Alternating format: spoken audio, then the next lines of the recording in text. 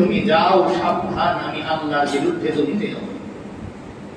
এই জন্য আল্লাহ তাআলা এক আয়াতের মধ্যে বলেন, ওয়া ইন জাহাদাকা আলা আন তুশরিকা বি মা লাইসা লাকা বিহি ইলমুন ফালা তুতি'হুমা ওয়া সাহিবহুমা ফিদ দুনিয়া মা'রুফা।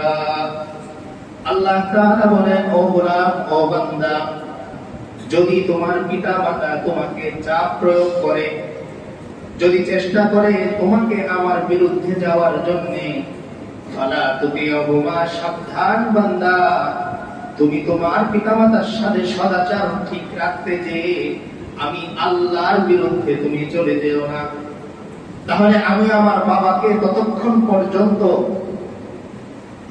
দ্বীনের ব্যাপারে আইডল মনে করব যতক্ষণ পর্যন্ত তিনি আমাকে আল্লাহর বিরুদ্ধে না নিয়ে যান। আমি আমার মাকে দ্বীনের আইডল ততক্ষণ পর্যন্ত মনে করব যতক্ষণ পর্যন্ত আমার মা আমাকে আল্লাহর বিরুদ্ধে না নিয়ে যান। শব্দটা আমরা খেয়াল করব, দ্বীনের আইডল, দুনিয়ার নয়। আইডল কোন জায়গা? দ্বীনে।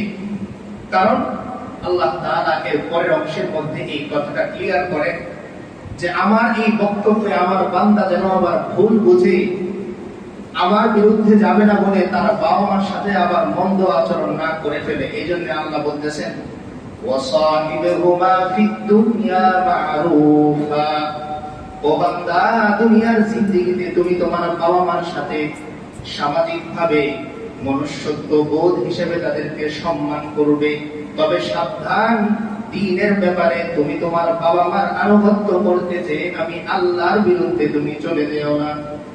তাহলে আল্লাহ তাআলা এই আয়াতের মধ্যে দুইটা পার্ট বান্দার সামনে তুলে ধরলেন। এক নাম্বার পার্ট হচ্ছে দুনিয়া, আর অন্য নাম্বার পার্ট হচ্ছে আখিরাত। অর্থাৎ আমার বাবা এবং মা যদি আমাকে দ্বীনের ব্যাপারে পূর্ণ সহযোগিতা করেন, তাহলে দুনিয়া এবং আখিরাতে উভয় ব্যাপারেই আমি আমার পিতামাতার প্রতি সর্বোচ্চ সদাচারী হব। কিন্তু যদি এর বিপরীত হয় যে আমার বাবা মা আমাকে দ্বীন থেকে দূরে সরিয়ে নিতে চান, আমার ইচ্ছা আমি কোরআন শিখব কিন্তু আমার বাবার ইচ্ছা আমি কোরআন শিখব না, আমার ইচ্ছা আমি আমার আল্লাহর পরিচয় জ্ঞানের জন্য, আল্লাহর পরিচয় লাভের জন্য আমি মসজিদে যাব, আর আমার বাবার ইচ্ছা হচ্ছে তুমি মসজিদে যাবে না, পরিস্থিতি যদি এরকম দাঁড়ায়, তাহলে আল্লাহ তাআলা বলতেছেন, ফালা তুতি'হুমা, মসজিদে না যাওয়ার ব্যাপারে, কোরআন না শেখার ব্যাপারে, দ্বীন না শেখার ব্যাপারে তুমি তোমার পিতামাতার আনুগত্য করো না। কারণ দ্বীনের ব্যাপারে একমাত্র আনুগত্য হবে কার? লিল্লাহি রাব্বিল আলামিন। আল্লাহ তাআলা বলেছে, বান্দা, তোমার হায়াতের সবটুকু সময়, তোমার প্রতিটা সেকেন্ড, প্রতিটা মুহূর্ত আমি আল্লাহর পক্ষ থেকে দেয়া। তাই পৃথিবীর সব মানুষ তোমার বিরুদ্ধে চলে গেলেও সাবধান, তুমি যেন আমার বিরুদ্ধে চলে না যাও। কারণ এই পুরো পৃথিবীর সৃষ্টিকর্তা, নিয়ন্ত্রক একমাত্র আমি আল্লাহ। তাই তুমি যদি আমাকে অসন্তোষ করে পৃথিবীর মানুষের সন্তুষ্টির জন্য ঘুরে বেড়াও, মনে রেখো এই আসমান আমার হুকুমে চলে, এই জমিন আমার হুকুমে চলে। আমি আল্লাহ চাইলে সেকেন্ডের মধ্যে, মুহূর্তের মধ্যে এই জমিনকে ধসিয়ে দিতে পারি। পাহাড় আমার কথায় দাঁড়িয়ে থাকে, আমি আল্লাহ চাইলে এক মুহূর্তের মধ্যে পাহাড়কে আমি ধূলিসাৎ করে দিতে পারি। এজন্য আল্লাহ রাসূল সাল্লাল্লাহু আলাইহি ওয়াসাল্লাম বলেন, লা তাআতা লিমাখলুকিন ফি মাসিয়াতিল খালিক। আল্লাহকে অসন্তুষ্ট করে পৃথিবীর কোন মানুষের সন্তুষ্টি আমি কোনদিন কামনা করতে পারব না। তাহলে আমার জিন্দেগীর মূল লক্ষ্য হচ্ছে কাকে সন্তুষ্ট করা? আল্লাহ।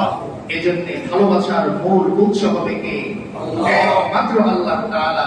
কারণ পৃথিবীর সব মানুষের পরিবর্তন সম্ভব, একমাত্র আল্লাহ তাআলার পরিবর্তন সম্ভব নয়। এজন্য আল্লাহ তাআলা কোরআনে কারীমের মধ্যে বলেন, লা তাবদীলা লিকালিমাতিল্লাহ। ও বান্দা, দুনিয়ার সব মানুষের বক্তব্য পাল্টাতে পারে, দুনিয়ার সব মানুষের টাকা পয়সা, তার সচ্ছলতার অবস্থা পরিবর্তন হতে পারে, দুনিয়ার মানুষের সুস্থতার অবস্থা পরিবর্তন হতে পারে, ক্ষমতার অবস্থা পরিবর্তন হতে পারে, কিন্তু মনে রেখো আমি আল্লাহর কুদরত, আমি আল্লাহর ক্ষমতা কোনদিন পরিবর্তন হবার নয়।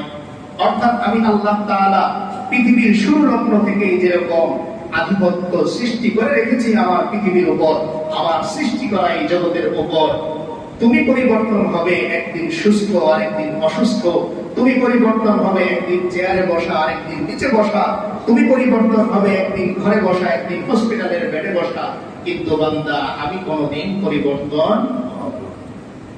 এজন্য আয়াতুল কুরসির মধ্যেও এই ব্যাপারেই আল্লাহ তাআলা ইঙ্গিত দিচ্ছেন, আল্লাহু লা ইলাহা ইল্লা হুয়াল হাইয়ুল কাইয়্যুম। ও বান্দা, জানো আমি আল্লাহর পরিচয় কি?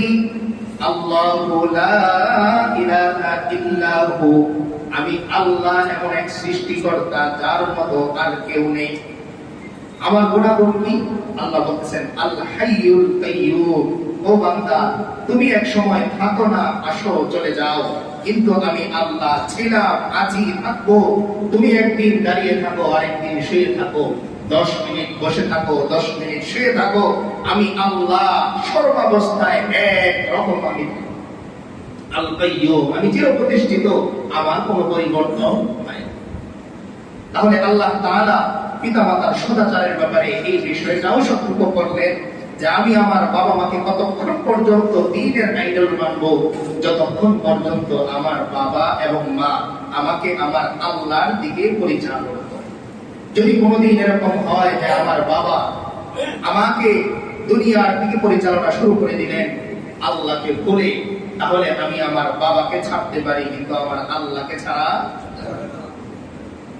এই আয়াতের সাথে এবং এই মাফহুমের সাথে সম্পৃক্ত হযরত নূহ আলাইহিস সালাম এবং তার সন্তান, এই বিষয়টা নিয়ে মূলত আমরা আজকে কথা বলবো।